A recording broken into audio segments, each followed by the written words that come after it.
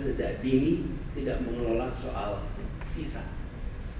Saya tidak mengatakan sampah, saya mengatakan sisa. Kenapa saya katakan sisa? Ini masalah mindset. Jadi tadi bicara tentang pendidikan lingkungan hidup. Dan kami mencoba mengubah mindset itu. Ini kantong saya ada apa? Isu. Kenapa kami coba mindset itu? Di Jakarta, tonton naik MRT. Naik MRT, ini pertanyaan ini dilakukan oleh seorang menteri ketika uji coba MRT pas baru dibuka.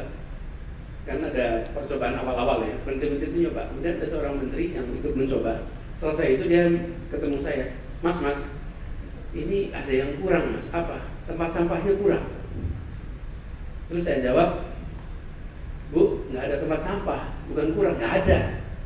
Terus kalau ada sampah nggak? Dampak yang ingin kita hasilkan. Nah, langsung aja teman-teman, saya biar nggak kelihatan pilih-pilih, dua cowok, dua cewek ya, yang dari sebelah sana dan dari sebelah sana. Ada satu hal yang mengganjal bagi saya, Pak. Sebagai saya warga Bantar Gebang Bekasi, Pak. Setiap hari saya selalu mencium bau sampah dari Jakarta masuk ke Bantar Gebang Bekasi lebih dari 7.000 ton per harinya. Kira-kira nih Pak, ngomongin masalah sampah, TPA Bantar Gebang sudah overload capacity.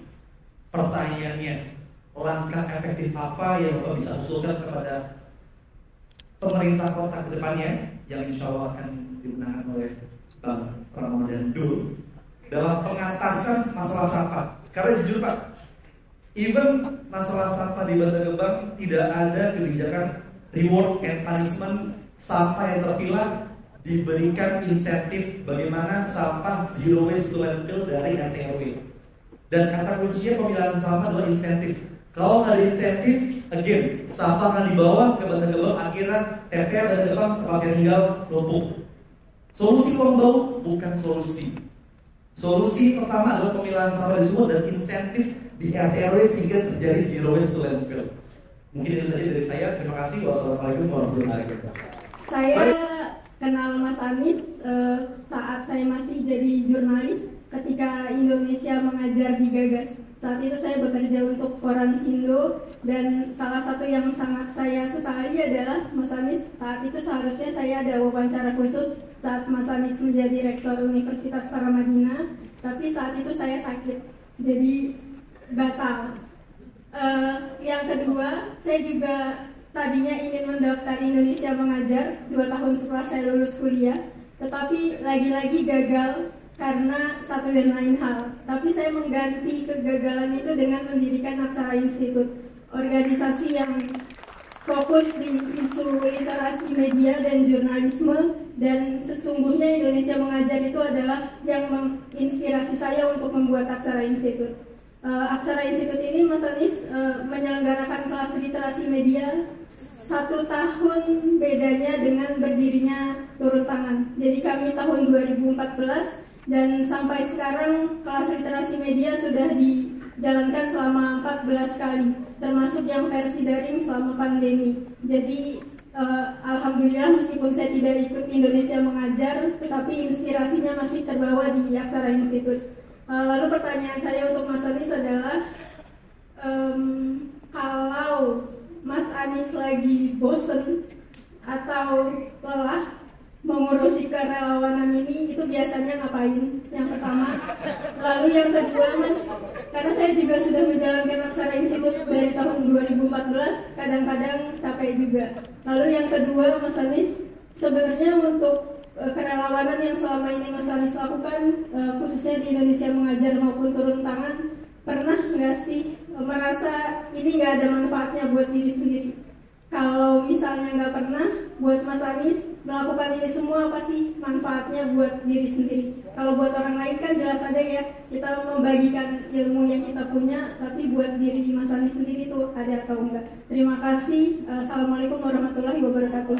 Saya Muhammad Fadilisa. Kebetulan Pak, saya profesinya sebagai guru Pak di salah satu swasta di Jakarta Timur. Dan kebetulan saya juga lagi menempuh Magister Pendidikan Lingkungan di Universitas Negeri Jakarta. Dan kebetulan juga saya aktif di komunitas yang bidang lingkungan namanya Ekodin, dan juga Kemangti Jakarta yang fokus di mangrove. Kalau Ekodin itu fokus di lingkungan berkaitan dengan keagamaan. Nah, pertanyaan saya ke Pak Anies sendiri gitu. Ada dua pertanyaan.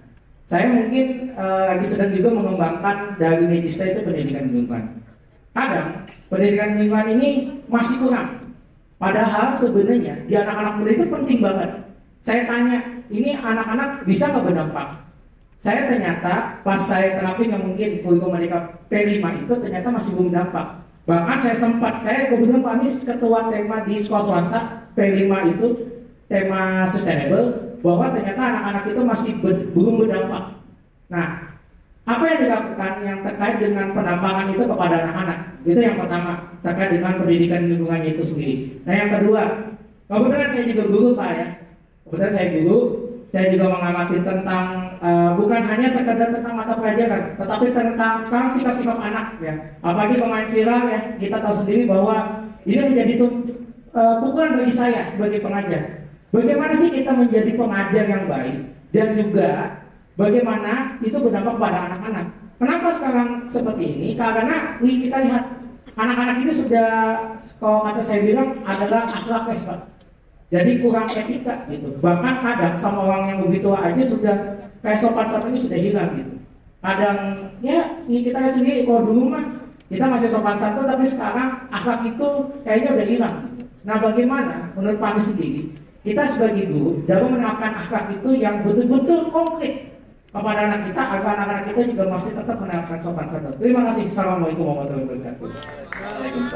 Nah, sebelum masuk ke pertanyaan saya, dari yang tadi Bapak jelaskan bahwa ada 4 tahapan dalam kedekatan dengan seorang ya. Ada yang kenalan, temenan, sahabat, dari kenalan sampai sahabatan gitu. Nah, Bapak juga menyarankan kalau kita atau tahu 4 jenis orang ini, dukunglah ia jika ia dalam kontestasi politik. Jika kita tahu dia adalah orang yang baik.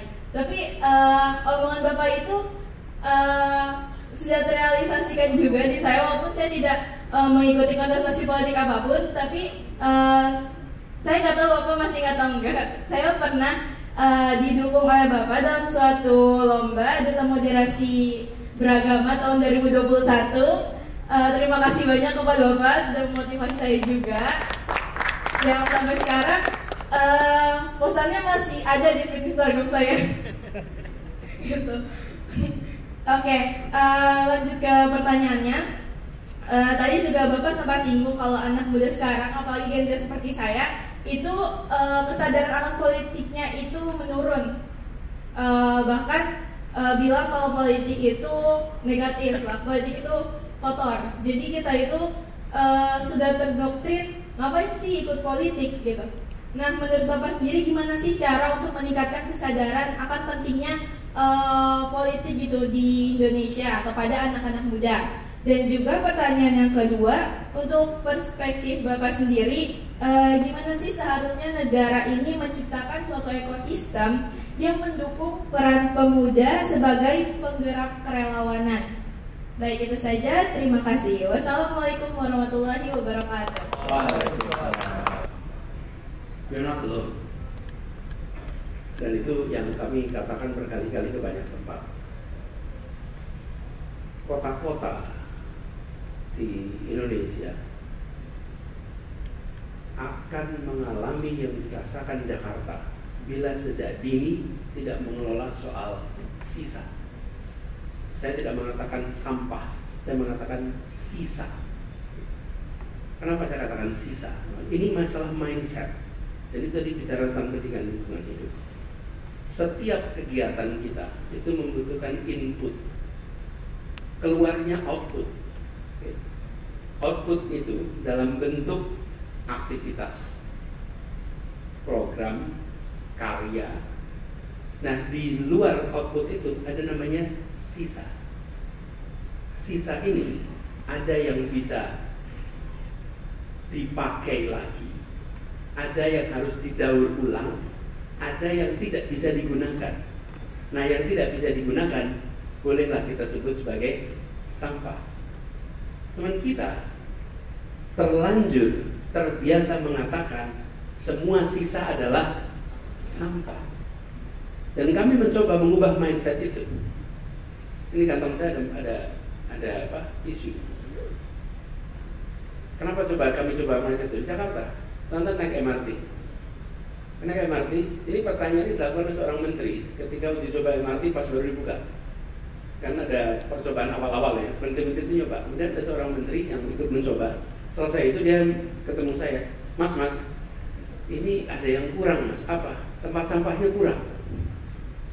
Terus saya jawab, Bu, nggak ada tempat sampah, bukan kurang, nggak ada. Terus kalau ada sampah gimana? Dikantongin.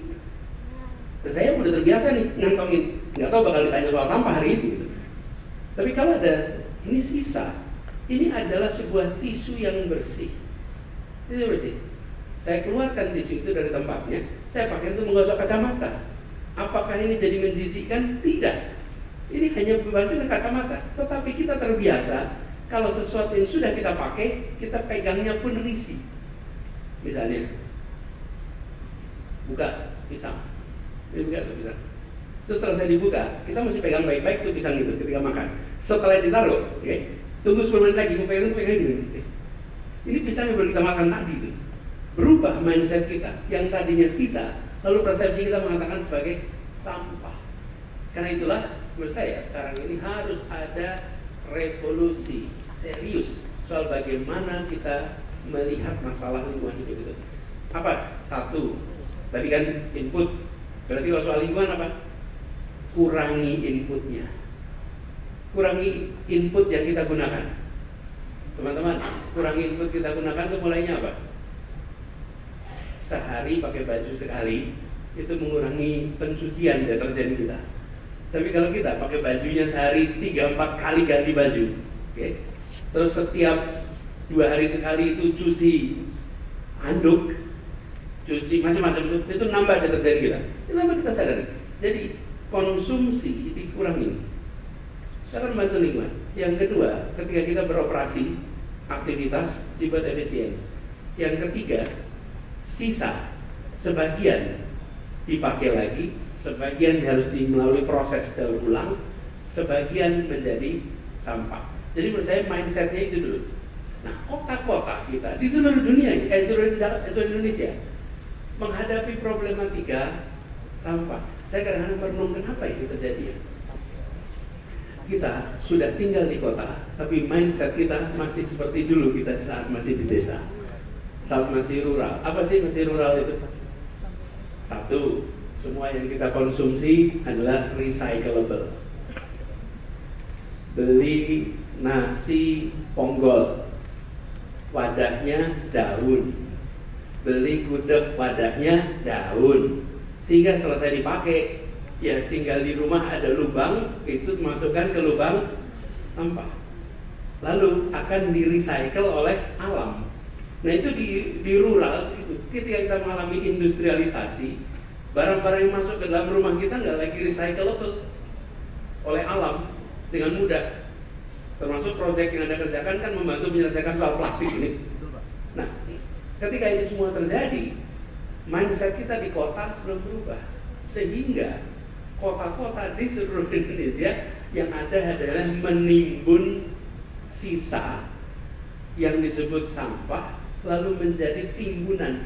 Bukan cuma Jakarta yang mengalami, kota-kota besar seluruh Indonesia sekarang mengalami. Nah, solusinya seperti dibilang tadi, di tingkat 1 tingkat rumah tangga, yang kedua di tingkat intermediary, yang ketiga tingkat akhir. Itu penyelesaiannya end to end. Saya bisa nerusin ini, nanti jadi kuliahnya soal kuliah ekologi lingkungan untuk perkotaan gitu. Jangan, berhenti di situ aja. Tapi saya sampaikan teman-teman bahwa ini membutuhkan turun tangan kita di level lingkungan, perumahan. Tidak bisa memilah sampah dikerjakan satu rumah, nggak bisa. Harus dikerjakan oleh satu komunitas. Kenapa? Jadi bagaimana saya memilah sampah di rumah saya? Ketika saya taruh di luar, pemungut sampah mencampurnya lagi dari satu. Itu paling frustrasi bagi rumah-rumah yang sudah memilah sampah. Karena itu dia harus dikerjakan sebagai satu gerak. Karena mudah-mudahan nanti turun tangan punya gerakan untuk pengelolaan sampah di kota-kota. Di recycle. Sekarang di sana ada proses menjadikan itu sebagai sebuah briket yang bisa dipakai untuk bahan bakar pabrik semen. Tidak dikerjakan. Saya resmikan itu persis sebelum ujung masa tugas. Kandi, sayang kita nggak jadi wawancara ya Kandi ya. Insya Allah nanti kita wawancara suatu saat. Tapi Anda udah nggak jadi jurnalis ya sekarang. Udah di Aksara. Pertanyaannya ini loh, saya juga baru kepikir nih, apa yang dikerjakan kalau lagi bosan dengan kerelawanan? Alhamdulillah belum bosan sama kerelawanan. Tapi yang jelas teman-teman, saya merasa bersyukur sekali karena saya berjalan bersama dengan sahabat-sahabat pejuang yang tidak pernah luntur semangat juangnya. Osin, Heri, Sami, Angger, dan mana lagi yang sama-sama selama ini berjuang bersama-sama itu yang menjaga semangat. Jadi kalau saya boleh usul, selalu berjamaah dalam gerakan relawan. Anda tidak akan pernah kesepian dalam gerakan relawan. Tapi kalau teman-teman berjalannya sendiri, mungkin akan mengalami kebosanan. Selalu dalam kebaikan, kerjakan secara bersama-sama. Dan komunitas itu yang kemudian merawat, komunitas yang kemudian menjaga, sehingga suasana kerelawanan itu tumbuh, berkembang, dan kita akan selalu muncul, selalu dipertemukan dengan kebaruan. Lalu ada Fadil soal pendidikan lingkungan. Saya sudah jawab ya sebagian dari jawaban tadi. Mana Fadil? Oke. Anda misterius betul. Kacam topi hitam, masker hitam, nggak kelihatan pula. Saya pikir susup dari mana gitu. Nggak ada susupan di sini dia. Nah, soal pendidikan lingkungan sudah ya, saya tadi sempat bicara. Tapi yang penting teman-teman, pendidikan lingkungan ini pembiasaan dari mulai usia muda. Lalu tentang akhlak guru, bagaimana menerapkan kepribadian atau budi pekerti, akhlak, karakter itu dengan pembiasaan dan keteladanan. Anda tidak bisa minta pada orang lain untuk ada anak-anak kita ya, anak-anak kita untuk bersikap berbeda dengan gurunya, dengan orang tuanya. Jadi orang tuanya mencontohkan, anaknya nanti akan mengikuti contoh yang diberikan. Jadi menurut saya contoh keteladanan kunci, lalu pembiasaan menjadi kunci keduanya. Karena tanpa ada pembiasaan dia tidak membentuk menjadi karakter. Supaya menjadi karakter dia harus ada proses pembiasaan. Ini yang menurut saya kunci. Kemudian Nora ya, bagaimana meningkatkan kesadaran politik untuk anak-anak muda. Teman-teman, ajak untuk melihat dan jangan terlalu banyak mengajari. Jadi kalau Nora pengen ajak teman-teman muda terlibat politik, maka ajaklah untuk ikut aja datang sebagai peserta, sebagai hadirin, dan itu akan memberikan pengalaman baru. Seringkali persepsi itu membentuk benteng pembatas yang amat tebal, yang sulit untuk diubah. Dan ketika kita mencoba untuk memberikan penjelasan ABCDFG, mungkin akan dijawab dengan GHIJKLMN. Akhirnya nggak pernah ketemu. Ajak aja, lihat, terlibat, biasanya ruang untuk perubahan itu muncul. Kemudian yang kedua, berikan, kalau sekarang bukan hanya buku, video, rekaman, pidato, dokumenter yang menceritakan betapa keputusan-keputusan besar dalam kehidupan kita adalah merupakan keputusan politik. Nah, politik ini seringkali nampak tidak nyaman ketika kita berbicara perseteruan menuju pemegang kewenangan. Di situ kita seringkali menyaksikan politik sebagai sebuah praktek kompetisi yang tidak nyaman. Ini bangsa kita memang masih harus belajar untuk bisa berkompetisi dengan fair, dengan rasa sportivitas. Karena sportivitas ini yang harus dikembalikan, bukan hanya dalam kompetisi politik. Kompetisi sepak bola pun kita harus kembalikan ke sportivitas. Kompetisi olahraga ke sportivitas dikembalikan. Dan ini yang penting sekali. Teman-teman kalau lihat PON, teman-teman, bukan olahraga nasional, lalu jenis-jenis atau cabang-cabang olahraga yang menggunakan juri itu jenis cabang olahraga yang paling rentan pada praktek korupsi. Pakai penjurian. Mereka yang perform belum tentu bagus bisa dapat emas. Yang bagus nggak dapat medali sama sekali. Kenapa? Karena pakainya penjurian. Tapi kalau lombanya lari, baru yang paling cepat yang dapat medali. Kenapa? Karena meritokrasi sepenuhnya. Ini teman-teman harus kita kembalikan. Ini di bidang olahraga. Cuman sayangnya di bidang olahraga tidak ada perhatian. Kalau di wilayah politik juga begitu. Ada yang sudah punya angka 70%, keluarnya tinggal 35%. Hilang itu 35 yang lain. Gak tahu hilangnya di mana. Mau nyari ke MK juga nggak ketemu. Nyari susah kemana nyarinya. Jadi banyak misteri-misteri. Nah, ini yang sering membuat orang menjadi enggan di wilayah politik. Tapi sesungguhnya di wilayah inilah keputusan-keputusan besar itu dibuat. Karenanya saya sampaikan pada fase ini, pada fase proses menuju pemegang kewenangan itu sportivitas harus dikembalikan, kejujuran, integritas dikembalikan. Dan kalau itu bisa terlewati, maka kita akan bisa mengambil keputusan-keputusan besar yang baik untuk republik kita. Tapi jangan pernah, saya usul, jangan pernah merendahkan mereka yang apatis. Saya berapa kali datang di acara teman-teman mahasiswa, ada mahasiswa yang tanya, kan hadirnya banyak.